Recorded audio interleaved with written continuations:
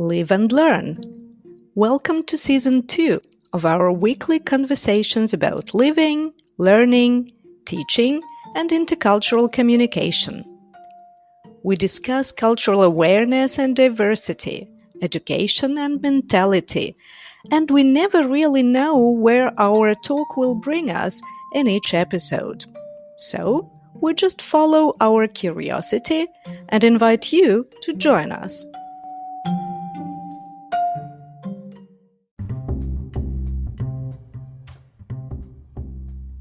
In this episode, we invite you to join our discussion of resilience. We discover the role of self-actualization, alertness, collaboration, and support for the development of resilience. Listen to the end and get a resilience mantra as a bonus.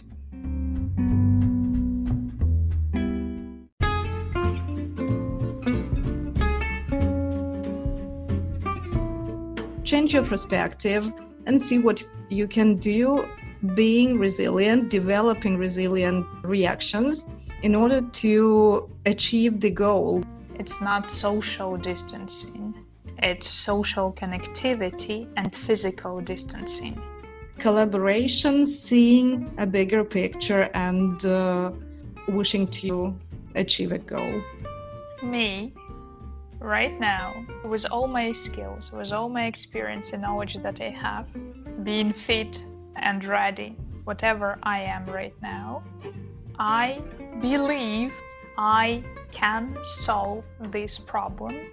Creativity grows on free soil, while resilience grows on hardship.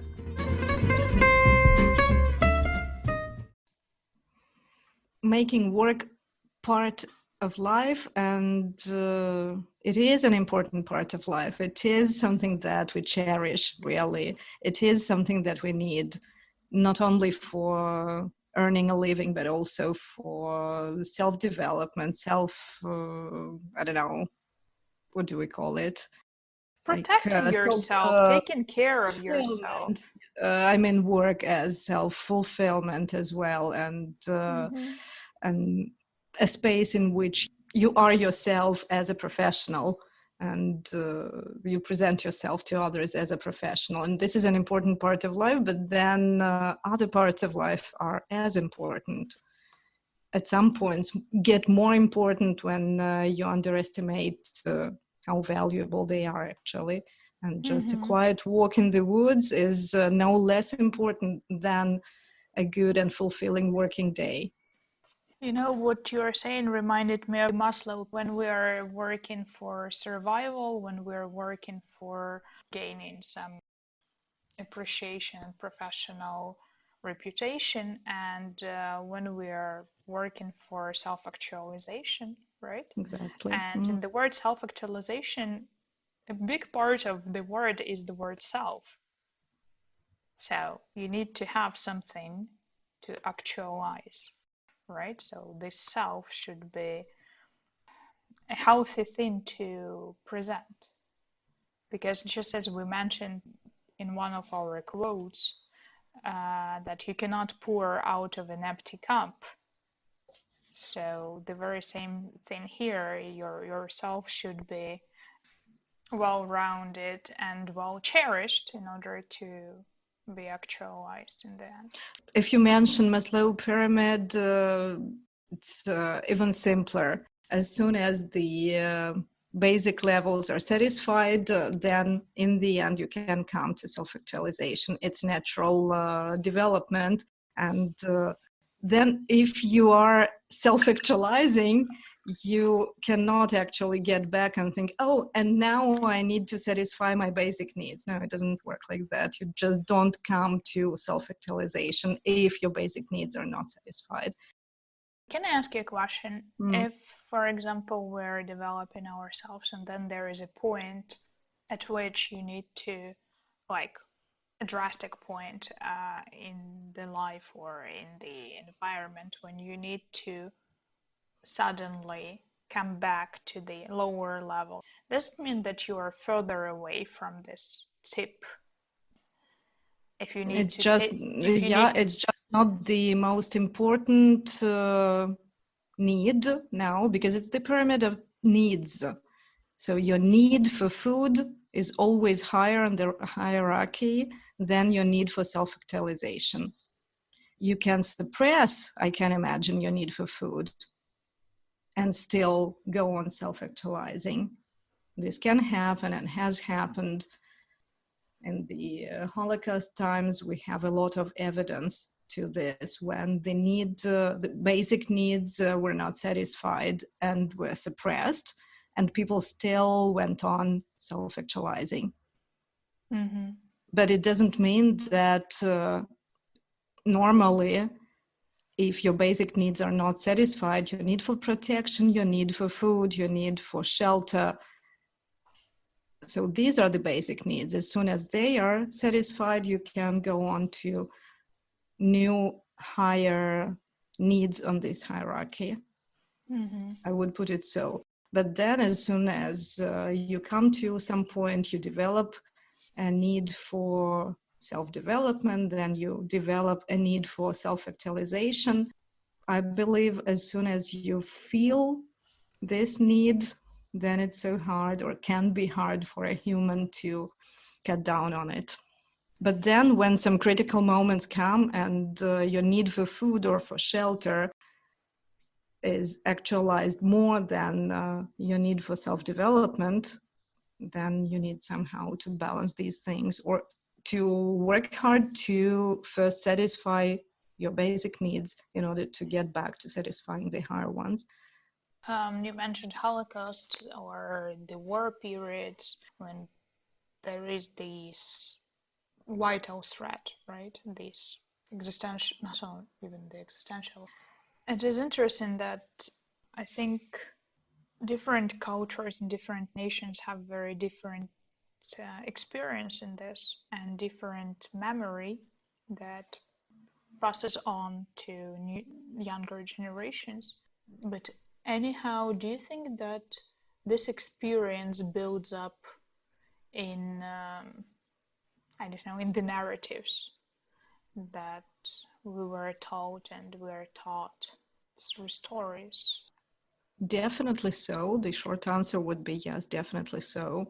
The longer answer is let's go and read all the books, all the evidence that tells all sorts of stories that then go down from generation to generation.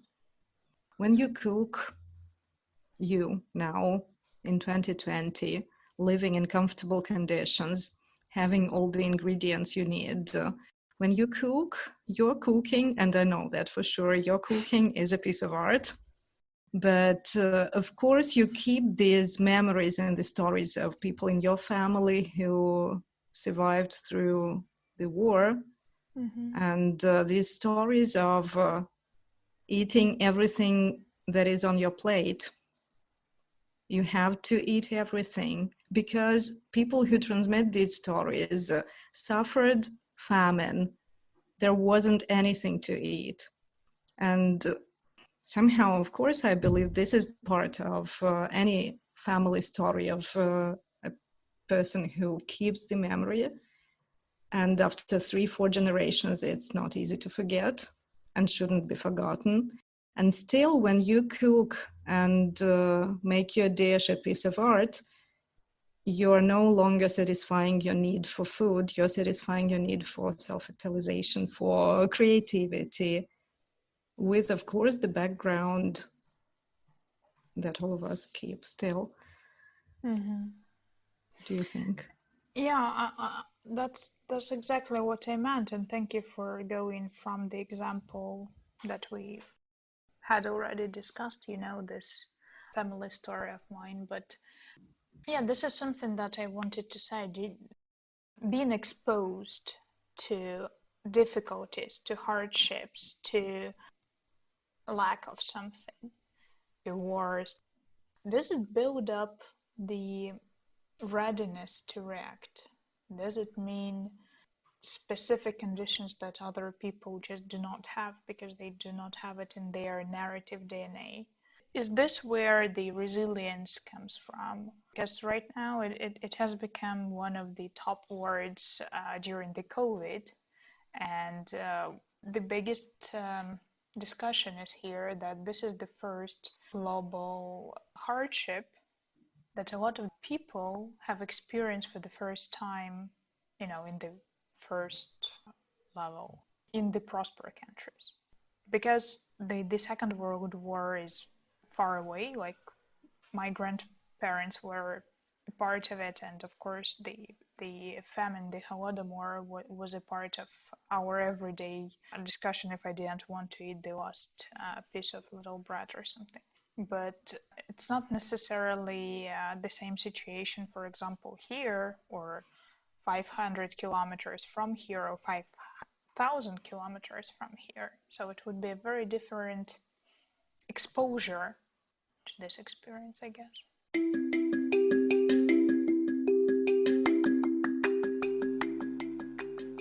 I don't know what to say. I'm thinking and trying to get whether resilience is opposite to creativity in some ways. Like you develop resilience if you had been exposed to these hardships or you have them as part of your family history. And on the contrary, you develop creativity if you have a different narrative that you can do everything, that there are all the conditions, there are all the conditions for your free self-realization. Are they somehow different, or is creativity part of resilience that helps overcome some problems, some difficulties? My first idea is that creativity grows on free soil while resilience grows on hardship. When you're talking about this, the first idea that came to my mind is the Anna Frank's diaries. And, well, is this creativity? That's kind of a question, but the person chose to put this into the letters, put everyday life into something that helped her to survive longer. And I think there's so many famous and less famous and known and unknown examples of it. But yeah, in order to be talking about this, let's go a little bit scientific method. Let's come with the idea of what resilience is as it is, because when we're talking about it, we need to be in the same terms and on the same page. So let's first start with that. If our dialogue goes to the resilience, and it's been such a buzzword in 2020. I don't know, no conference goes without it. No discussion, no speaker, no keynote, from what I have experienced over this Zoom time, they just do not start speaking without this word. It comes from physics. It comes from the physics of materials, because this is the ability or the feature of any material to bounce back and coming back to the form. So basically, I don't know if you just Google or Wikipedia. The noun resilience, meaning the act of rebounding, was first used in the 1620s and was derived from resilience, the present participle of Latin resilire, to recoil or rebound. By 1824, the term had developed to encompass the meaning of elasticity. This is the physical, the real thing from the physical world. So when I first heard it and asked, so what exactly is this, how different it is from elasticity, I was given an example of a tennis ball.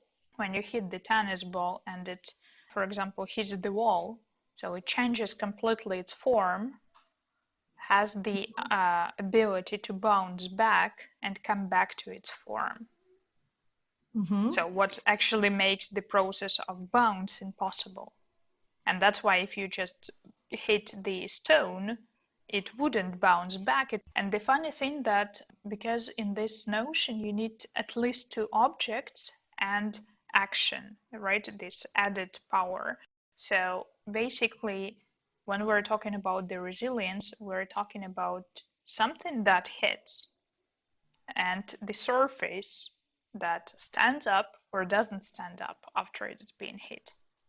And depends, of course, on the power which was applied to this. Again, depending how you throw your ball at the wall, what your ball is made of, what your wall is made of. And then this is again the physics. But then it grew up to the psychological term, and this psychological term is called, again, psychological resilience.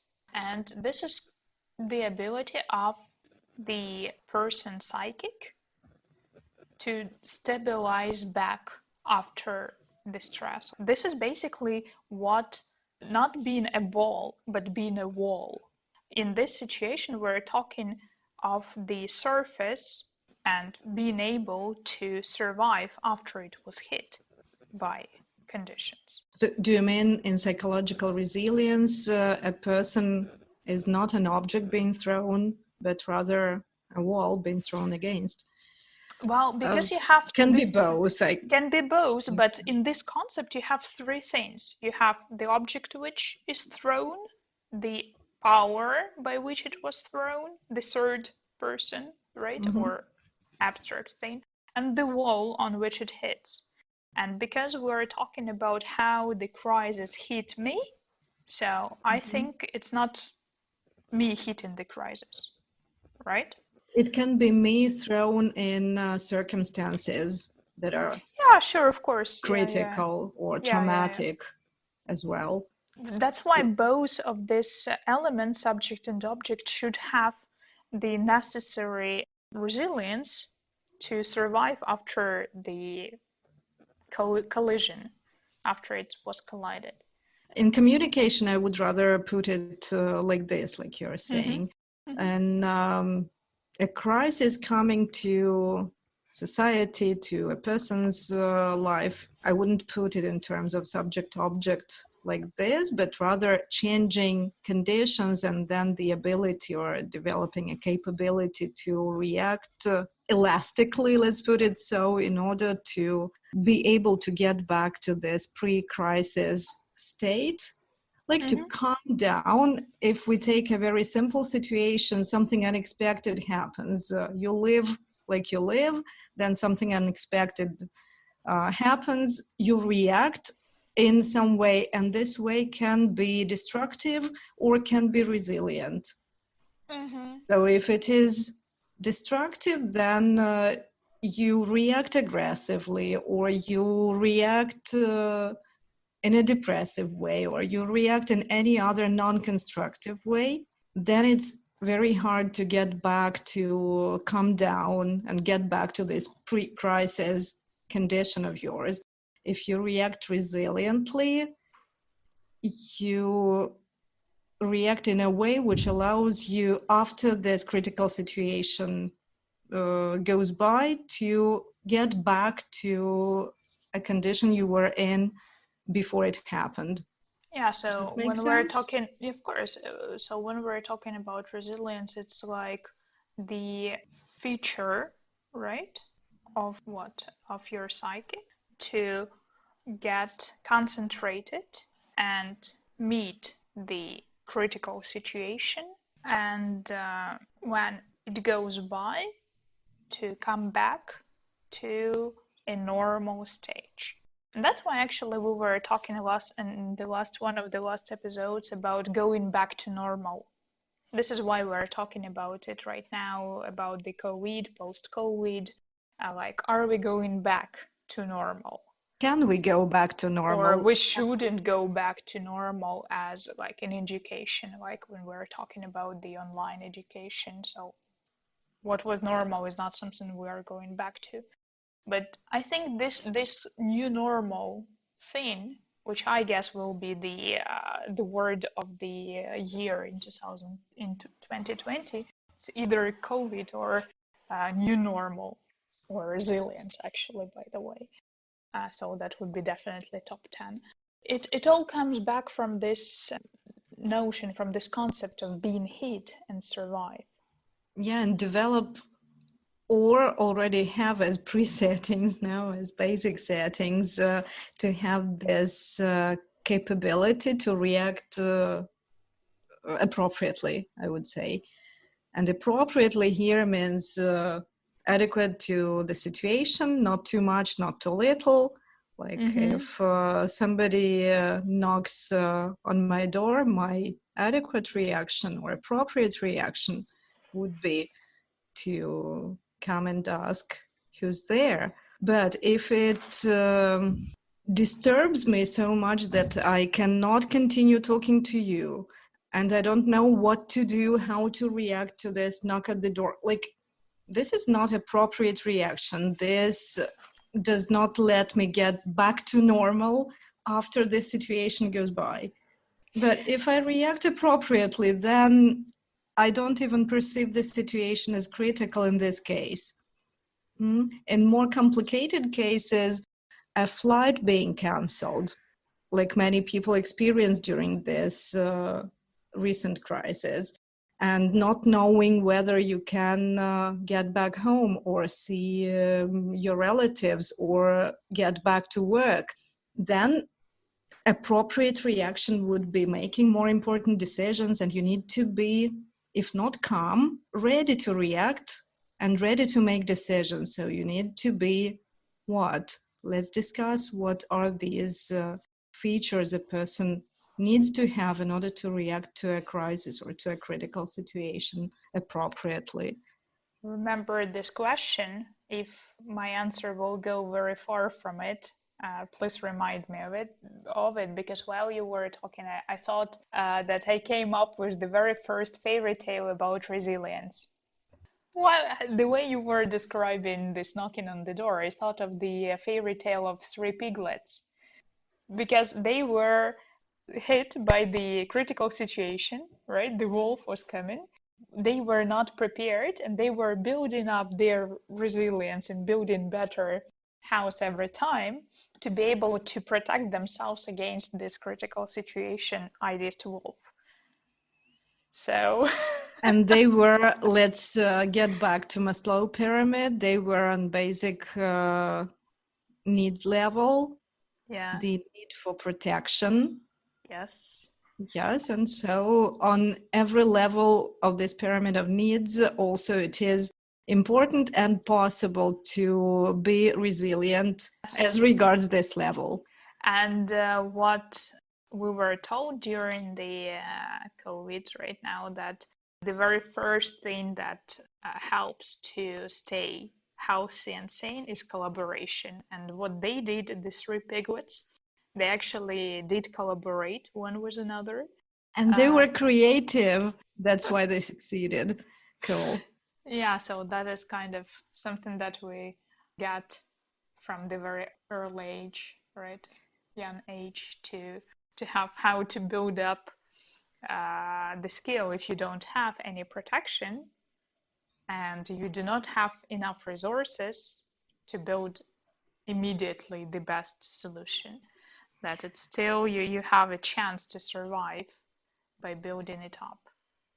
It's so cool you mention it now, and that can be the answer to the question you asked in the beginning. So what do prosperous cultures and countries then do if they hadn't experienced traumatic, if they hadn't had traumatic experiences in recent generations? They tell stories, they tell fairy tales to further generations. This is how you keep the memory of something traumatic that can or might happen, and this is how you teach young kids to react. You give examples with fairy tales so they know how to be collaborative, how to be creative, how to find a way out of a difficult situation. It's so smart. Now, yeah, it is. And the wisdom of the folklore. So yeah, you were asking about what constitutes resilience, right? And we can try and think of various subcategories, the ones that overlap one another, I guess. So I wouldn't say it's 1, 2, 3, 4, and they have their separate sectors. But this is something that the bigger or the larger the overlapping is, So the more structured would be and more protected or stable it might be. So I would probably start with the very idea of the factors that influence or that can be distinguished when we're talking about the resilience. And we started with the self-actualization, like you really need to have the self taken care of.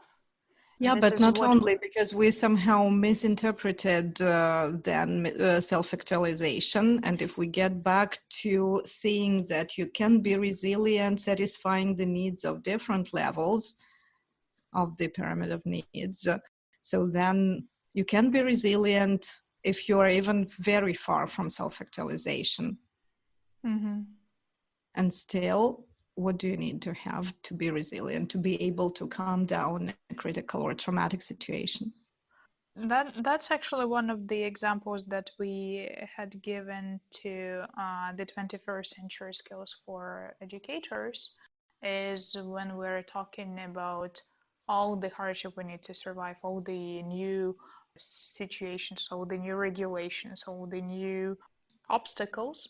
We need not to forget about taking care of ourselves, to taking care of our resource, being in a good, proper state of mind, state of body, yeah, physical shape, and state of how to say, readiness to react, I guess, having this Alertness, no, being ready to alertness, action. yes, being ready to alertness act. actually means being ready to act.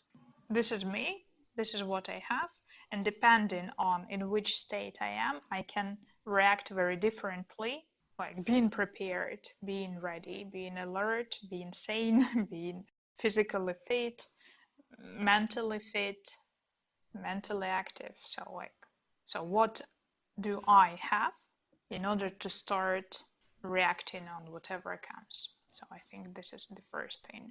The second one, I would probably put having this collaboration, having this peer support, having family support, having professional support, all this social connections, bounds, connectivity, and with the social distancing that became, again, a top 10 words of 2020. I really like the slogan that it's not social distancing, it's social connectivity and physical distancing that is needed. Connectivity and knowing that you're not alone, knowing that you're part of a bigger social group, knowing that you have support, receiving this support, and being able to ask for this support. Yeah, a lot of people, I guess, might have problems with the very idea of asking for support, asking for help, asking to talk. In this case, I think being ready to collaborate, to get connected, to be a part of a bigger social group, always, like the history shows, that being a part of a social group helps you to survive than alone. Like standing alone doesn't help to survive. Yeah, so the feeling of belonging as well, that is protective, that can save. So social support that is closely connected to the feeling of belonging.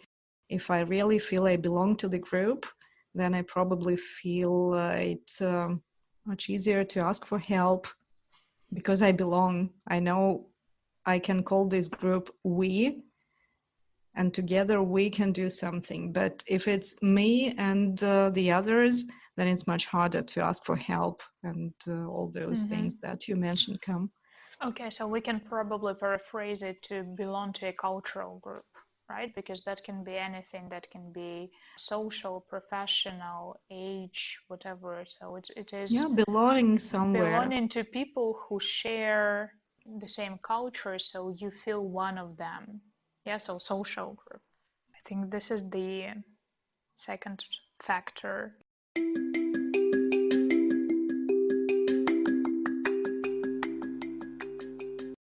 I can definitely say about myself, I don't belong.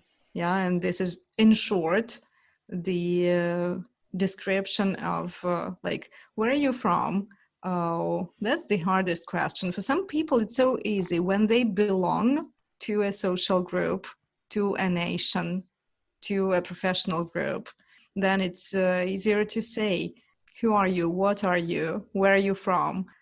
When I am asked this question, and I think we also spoke about that before, where are you from? I cannot say. I can start enumerating where I've lived, where I've studied, which languages I speak, and I belong partially to all the communities Which where constitute your identity, which build up to your uh, identity. which I can partially relate to, which in some points resonates with me, or which I resonate with in some points, and then again not in everything. Yeah, but because in different It's complicated. situations you can refer to different social groups. That's why we are building different social groups during the life. Belong to them or join them because we want to have to know how to deal with my trauma after a sports event. And that's why I belong to people who can give me the support and saying what was their experience. But I wouldn't be asking them how to go through professional hardship if I am in a completely different field. So that's why we have these different groups where we can ask for knowledge, ask for help, ask for experience, right? So that's why we are building up multiple social connections. Well, this is something that I personally feel as the hardest thing to do, to feel, to build. That's Yeah, getting personal. yeah, that's interesting because I really try to associate myself with the different groups, communities, and so on because it just helps me to feel a little bit more stable. You know, like this Mm. proverb, never hold your eggs in one basket, Mm-hmm. something like that. I know it sounds like a bit cynical, but in the long run, that is what helps me. For example, if I had to relocate, so half of my connections are have stayed where they are, so I'm not there any longer. I'm not a part of their frequent meetings and so on. So this is something that I cannot carry. However, there are some others that I still do relate to, and I'm still a part of something. So, like this rerouting doesn't feel a completely new process because we still have the connections. Okay, yeah, I think for me it's much Replanting. more uh, replanting. Yeah, okay, as you're into gardening, you can use this metaphor and have all the right to do so.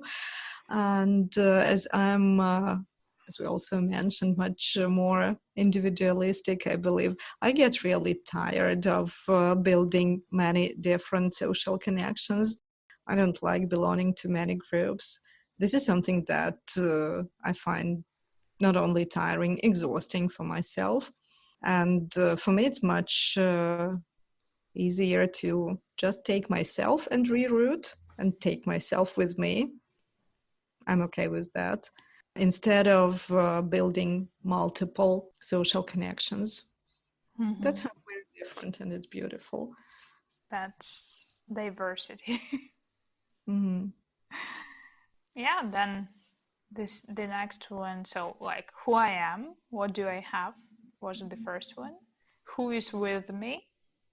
Who is with me to help me? Who we are was the second idea. And then what actually do we have to solve? What is the problem? So I think then we're coming to the ability to understand, to assess, to predict, to get prepared to the very critical situation. So either it is, I don't know, a job change, relocation, COVID, pandemics, whatever hits. So being able to understand what it is And I think this is why in March everybody was so frustrated and started talking about resilience, because there was not much information of what is coming and how to get protected. And everybody was laughing that all you can do is just washing your hands. And that didn't really help some areas and a lot of people because it already hit. I don't know, maybe learning from the experience of others. And I think the countries which were hit later could already use the experience of the countries that were hit earlier. But all the same, it can be related to other examples. So basically, the active problem solving and scientific method helps here. The relevant instruments of diagnostics, of assessment, of application, what to apply, where to apply, and the weirdest things is just trying to use shamanic rituals to fight the COVID.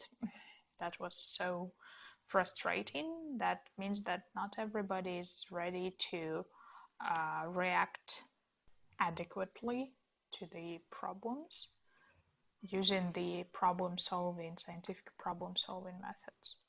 And critical thinking. Which is tops of the top. Yeah, like you get some information, and if you're used to getting information, analyzing it, doing fact checking, etc. If you are used to working with information, seeing a social media post, you can already say, just from a preview, whether this information is taken from a reliable source, more or less, whether it's even worth being checked. And then something that is worth being checked should be checked. Critical thinking should be used, of course, and then it helps to develop your resilience if you want to understand what the crisis, trauma, problem really is. And then you do some work, you analyze, you get to know your facts, and then you make your decisions that are already like scientifically based and thought over.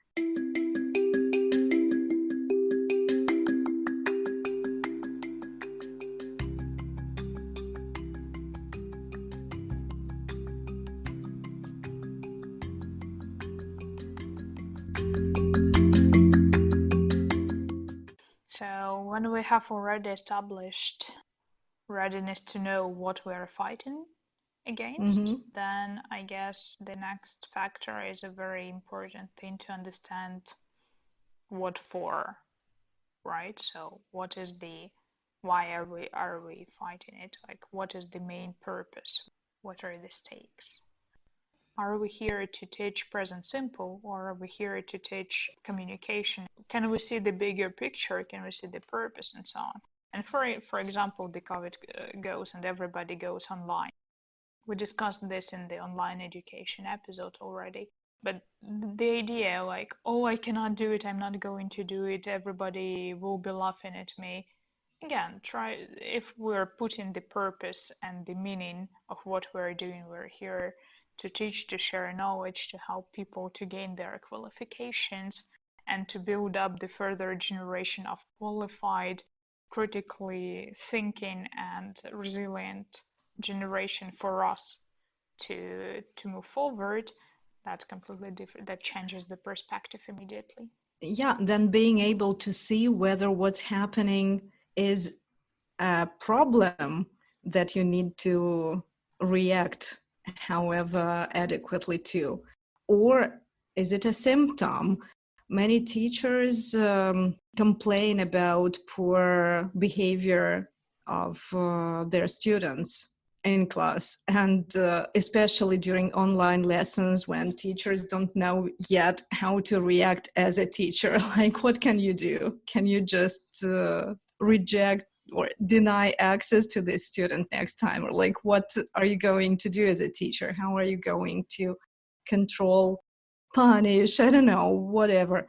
Then if you see poor behavior, as they say, not as a problem, but as a symptom of something that is changing, then change your perspective and see what you can do, being resilient, developing resilient reactions in order to achieve the goal, not your personal goal of not being disturbed during the lesson as a teacher, but seeing a bigger picture and achieving a bigger and more important goal of giving your students skills that they are in your lesson for.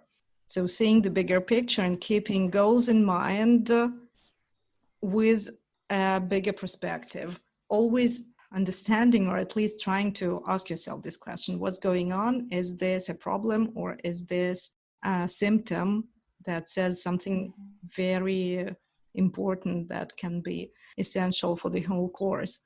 If we talk about higher education as well, students who may seem dissatisfied with what is happening.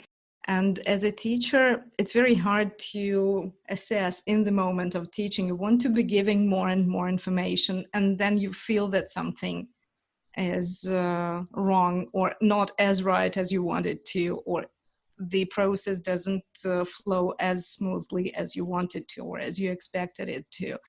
If it's a symptom of the students, let's say curiosity, they want to know more, but maybe as a teacher you don't give enough space for them to express their needs. So then their discomfort and some signs of something that doesn't go right can give you a hint that you might wish to change something and give them more space for expressing their needs. And then you will see the course will go much better, way better.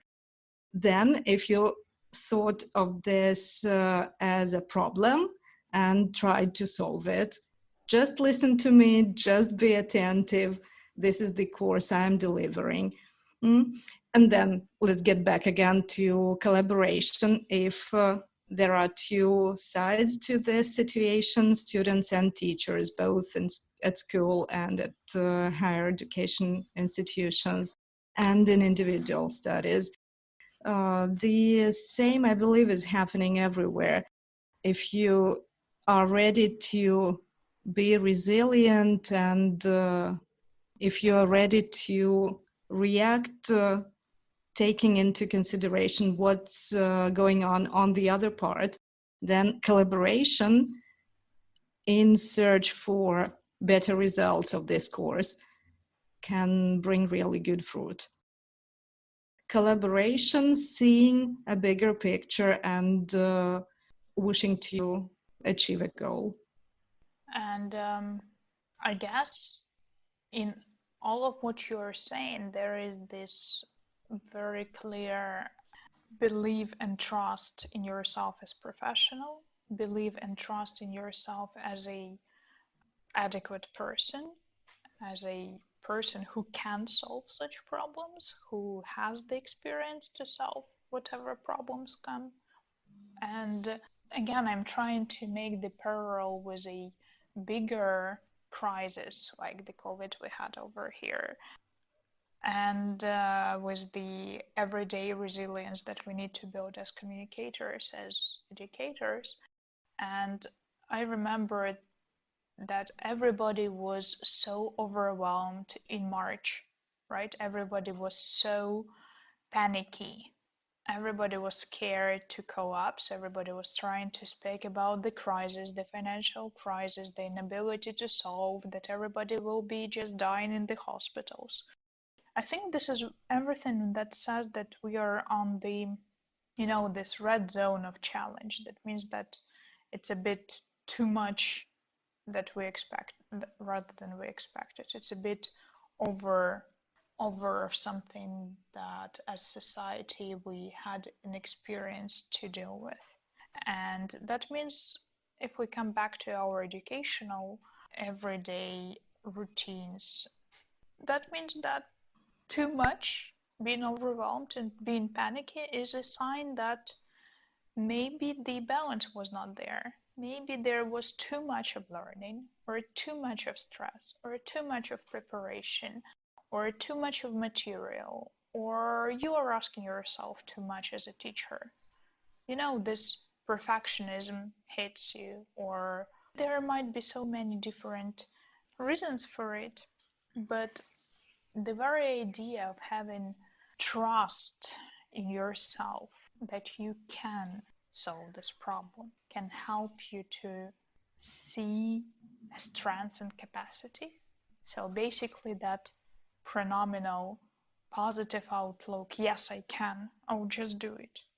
This is so difficult to do. Yeah, like what are you based on when you say, yeah, I can do it? How do you know you can? How do you know you can do it? Have you got corresponding experience? If you have, then it really gives you much strength. You can really trust yourself because you know that you've already done that before. This is trust based on experience. And this is the best form of trust, I think. If you've never tried before, how can you know? Like, I like that joke. Can you play the piano? I don't know. I've never tried. Why does it make us laugh? We normally say, no, I don't. Normally we say, no, I don't, if we haven't tried before. But in situations like, I can do it. How do you know? Have you tried before? And there are two ways. If you have tried before, you have got this experience, and then you can trust yourself and you have this basic trust. Or other people have continuously been telling you, you can do it. I trust in you. And this is also important. That's why this social support that you appreciate and use so much is helpful when other people say, you belong to our group as professionals. You can do it. I trust in you. And then you can be fed by this support and try to do something even if you have never tried before.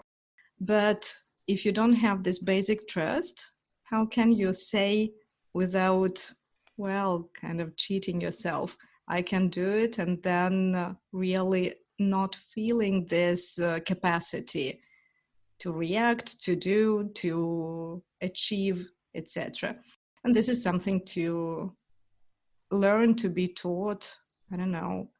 How and when do you think we learn this capacity to react resiliently? Through everyday stress, from our very first contact with the outer world. Yesterday, I sent to a friend of mine who has a small daughter the article about the first interactions in the sandbox, and she says, "Oh, this is so right in the moment because this is what I am scared of." Not necessarily the kid is scared of.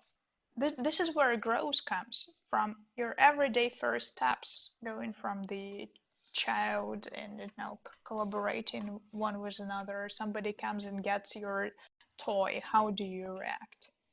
Do you run? Do you cry? Do you show aggressiveness? But then the question is, if the kid is very much protected, like, will he or she, will they be able to react in an adequate way the next time? Will they be suppressing others later in the future? Will they be too much aggressive later in the future because they didn't learn this balance in the very first interactions? And this is a question. We all come from our childhood, and the question is, how much did we have to deal with? Was it an easy, comfortable zone for learning? Was it like going out of the comfort zone and feeling that it's all right, I can do it, and I can come back home safe, I can still be protected by parents, school, I don't know, teachers, whatever, you can scale it wherever you want? Or was I scared, panicked, overwhelmed, and something was too much, and now I have a traumatic experience? So I think day by day, that's why we have the classes. We learned class by class, discipline by discipline in a growing way, specifically because we need to be able to have the adequate power to react. It's not the only way to learn class by class. Yeah, there can be some other ways, not less efficient. Yeah, but what I'm trying to say is that being ready to embrace the new challenge and remembering that I, here today with all my experience, skills, and knowledge, believe, have a positive outlook, that I'm able to do this, to solve this problem that is coming to me with the help of everybody else, if I need it, in order to go through the situation in life, sane, more professional, and so on. So the meaning and purpose. So basically, what I just did, I just put all these 5 factors that we described into one resilience mantra. So instead of saying just to your mirror reflection, I can do it, we should use all this mantra, which makes more sense if you think deeply into what there is behind each phrase there. And then step by step, develop this skill of resilience, of reacting appropriately to the stress that comes. And yeah, also be sure the stress will come. We cannot just live get prepared. Yeah, we need to get prepared to some, and we may be prepared to some like realistic stresses that, like, okay, when I'm hungry, I might have some emotional problems, yeah, but I know that, so I try not to be hungry. And I know the feeling of hunger will come if I don't eat, or if I lack an hour, 2 hours of sleep, I will not be able, most probably, to react resiliently to some stress that comes. And these are some of the things that I can predict. So these are predictable stress moments: lack of sleep, lack of food, lack of social support. And then we can go further: lack of feeling of protection, and so on and so forth. Lack of trust. Lack of trust in yourself, lack of trust in the others. So what do we need to do? We need to fill I will this repeat resource. The mantra. Yeah, sure. Please do. Me, right now, with all my skills, with all my experience and knowledge that I have, being fit and ready, whatever I am right now, I believe I can solve this problem because I can categorize it and put it into the solvable chunks with the help of others, because I have the higher meaning and higher purpose, what I want to do further with it. Proper time to say live and learn. Be resilient. Repeat your mantra daily. Fill the resource if you lack something. And get back to us for our next episode. Also, follow us on our social media. Live and learn. Learn and live.